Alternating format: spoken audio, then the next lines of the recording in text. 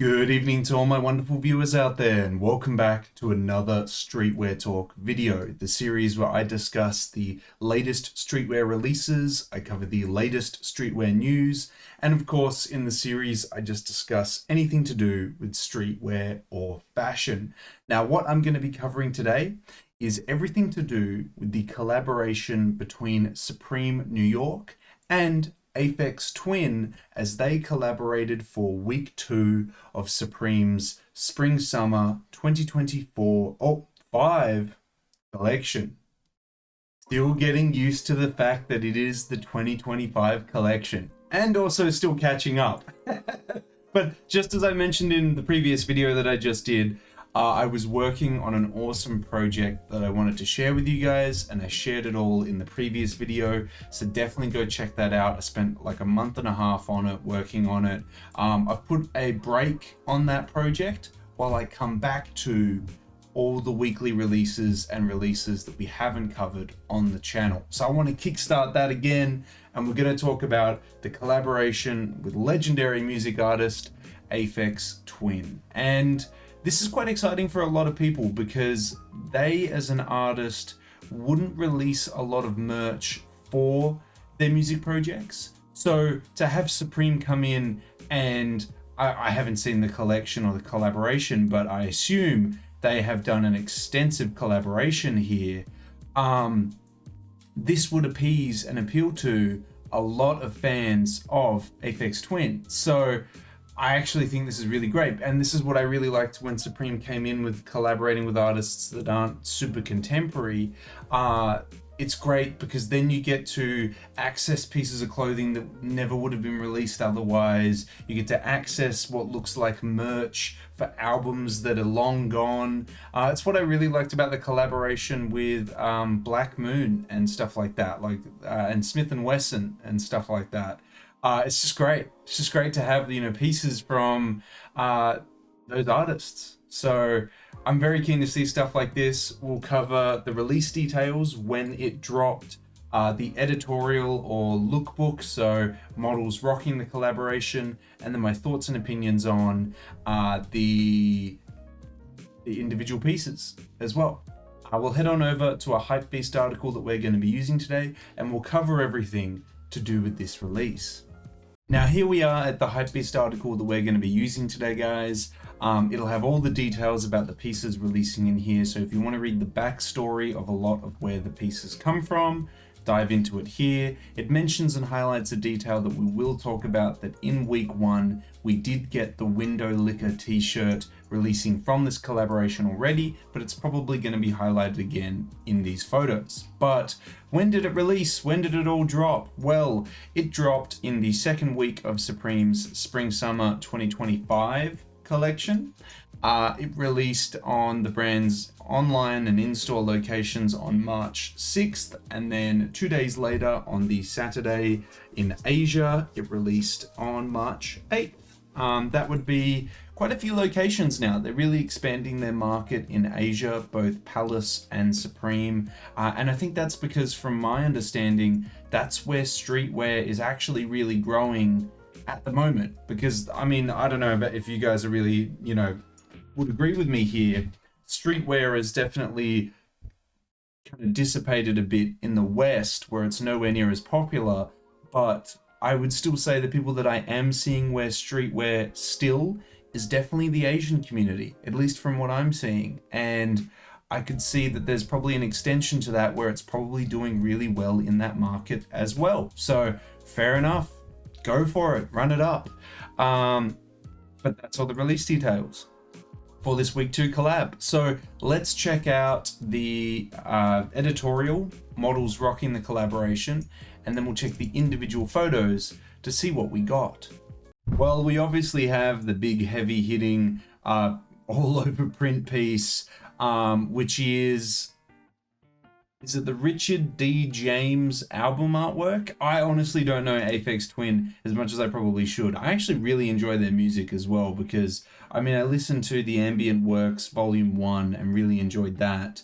and then listened to numerous projects after that once or twice, but never really came back to them, and I never understood why I did that, but I really enjoyed their debut project. Their debut project I listened to numerous times, obviously with the iconic logo on it. And yeah, I really hope that we actually do get a shout out to that, because that's probably more so where I'm going to be calling to reference from. But for your everyday person, they're going to see this and be horrified by this. But then a fan of the artist will be like, that's sick. But it's obviously very loud and in your face, and having it down the arms as well is just crazy. That's more what I'd be looking for. I would actually just be very happy with just a t-shirt with that logo on the chest, call it a day. But I understand that fans would probably be very happy to get more. I would just be very happy with that. I think that would make me quite happy. Desert camo jacket as well, logo on the side. A cap, the couple logos on it. A jacket, I assume with logos as well, probably on the back. On the arm, with a graphic on the back. We've got it coming in a different color. We've got a zip-up hoodie being shown underneath there. Shown quite sneakily and well though. I do like that photo and how they've done that. There it is there. Here's two more colors of the jacket. Horrifying mask being worn in the background. We see some pants, probably to match the jacket. Cool, yeah. That's horrifying.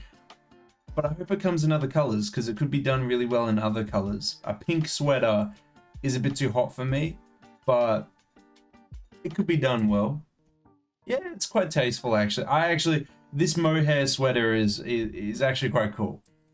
It does come in black as well. Okay, good color offering. That's more haunting though, probably because it's in black. We've got, I think that's an overshirt. It looks like a button-up shirt. It's really hard to tell, I would say. We've got a mesh top. Nothing else really shown there. Another mesh top with the window licker motif being used on it. There's the zip-up hoodie that we saw underneath the jacket before, but in red now. There's the back of it. I like how that's approached, off-center. Looks handwritten. Quite nice. There it is there in black. It looks horrifying when it's like, because it's on a garment like this where it's going to move a lot and the face gets distorted. That's crazy. There's the same hoodie in green. There's the back of it. Track list, I assume, on the back, and further details as well. Logo on the side of the hood. Long sleeve. I actually quite like this long sleeve. Yes, it's simple, just throw the logo in random locations, but it's a nice logo. Oof, okay, now that's overkill. That's too much. We've gone too far. Just one piece was fine. We didn't need the matching shorts that are knee length as well. It's too much. Take it back. Okay, we've got potentially a long sleeve with a back graphic on it there. This is more what I was after, but I would be really boring and just say, can I have it in white and black? But yeah, this is what I'm after. This is with a nice back logo as well, with the title of his debut project, which I really enjoy. Yeah, I'm down for that. Gloves, I mean, I feel like I don't actually wear gloves in outfits. I probably should wear them with more formal outfits and overcoats and stuff like that. Go really conservative with my formal wear, but gloves, I never really wore them in streetwear outfits, but I can understand the appeal. And then a blade of some sort by the looks of it, like a blade that fits into a coin. That's definitely not getting allowed in Australia. That's getting banned. Any hidden blades in Australia, you're out. But yeah, that is the entire editorial and lookbook. I think some of the more understated pieces are probably more my thing, but the pieces with the iconic album references and stuff like that, I could definitely see some people getting around it. That's perfectly fine. Yeah, well, I guess we'll move into the individual pieces now, the product photos, and we'll check out what it all released. So here we are at the first jacket again. Look, the more I look at this, the more I think if we just didn't have that graphic down the arms and kept it one color, this would be more wearable. But because of how it's been approached, it is less and less wearable. On the inside, we've got that camo. Look, you might just have to wear it like inside out for 90% of the time you wear it, and then this for the 10% of the time or less, because it's just intense. Like, that is a lot nicer. It's still very loud, but it's still nicer. That's intense. Oh, there's a black variant of it. This one's nicer. Yeah, just wear it like this. Very nice, very cool. Keep it at that, and then if you want to go crazy sometimes, you whip it out. It could be done. Moving to the next jacket, we've got, I mean, it's a nice silhouette. Make it a little bit tighter at the bottom so it makes this nice egg looking shape. Lovely. Lovely pockets, details.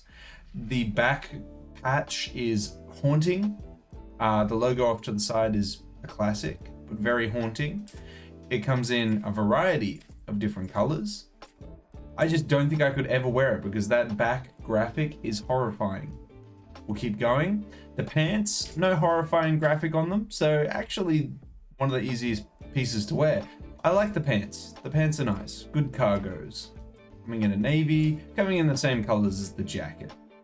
We move to this mohair sweater, comes in a pink, very nice, comes in a black, very nice, doesn't have anything on the back of it. We have that button-up shirt that I saw before that I thought was not too bad. But then it has "Come to Daddy" on the front of it. And it lost so many points very quickly there. See, like, that's doable, right? I mean, you could tuck it in and hide it. I'm trying to figure out the best ways that you could go with this, but it's made difficult. That's for sure. So oh, the white one's my favorite, but it's still intense to wear.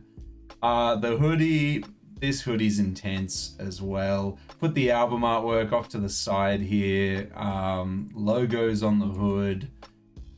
The lettering all off to the side. Yeah. I didn't know it oh no, I did know it came in the red. We saw it in the lookbook. Comes in gray. Here's the long sleeve. Comes in camo, black, and white. The matching shorts, which I think are just a bit too much together, but you could probably wear the shorts by themselves. The mesh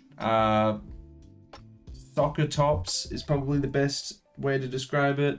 Very intense. That's probably the nicest one, but do you want to be seen wearing that is the second question. Oh, there you go. Okay, it comes in camo. Cool. We got the long sleeve. There's the graphic on the back of it. Comes in 4 colors. The white one and the black one aren't too bad. The classic t-shirt. I think this is all I would need. I like, it's collaboration's a lot. I think I just need just a simple t-shirt. Yep. Does it come in white? Oh, it comes in white and black. Yes, please. That's all I need. It's too much. Everything else is too much. I can't. Everything else, I can't. Yep. There's the gloves. There's the cap. It comes in a couple colors. There's the blade. Crazy. I assume it's for opening letters or something.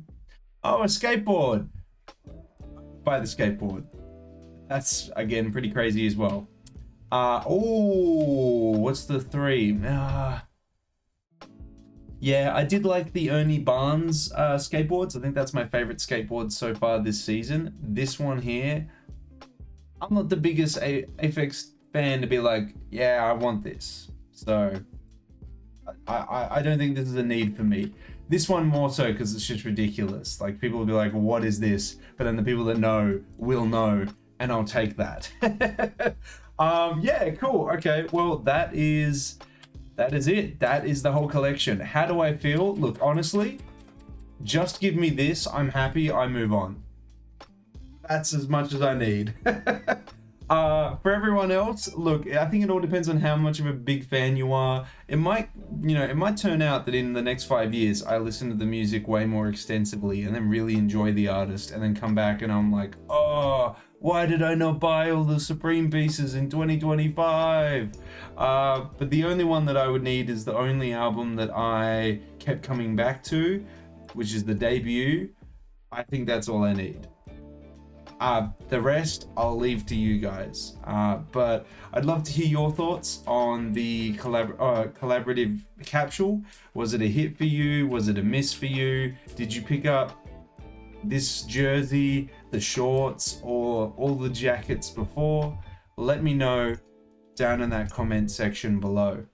We've covered the release details, the editorial, all the individual pieces. That is the week 2 collaboration between Supreme and Aphex Twin. I want to hear your guys' thoughts. And if you picked up anything. If you picked up something, what did you go for? Was it the very loud pieces? Or maybe just the logo-centered pieces around the debut album? I'd love to hear your guys' thoughts and opinions on the collaboration and what you picked up down in that comment section below. And if you guys want me to keep catching up on what's released in Supreme's Spring-Summer 2025 collection, you've just got to let me know by giving me the 3 indicators I always ask you for, which is a like on this video, a comment in that comment section down below, and if you haven't already, the best indicator you can give me is a subscribe to the channel. As mentioned in the previous videos, we're trying to hit the subscriber milestone of 3,930 subscribers before the end of March. Hopefully with your guys' continuous support, we'll be able to reach that milestone before the end of the month. But that's all I have to say, guys. Thank you for tuning in, and until the next Supreme video, until the next Streetwear Talk video, until the next drop list video, I'll catch you later.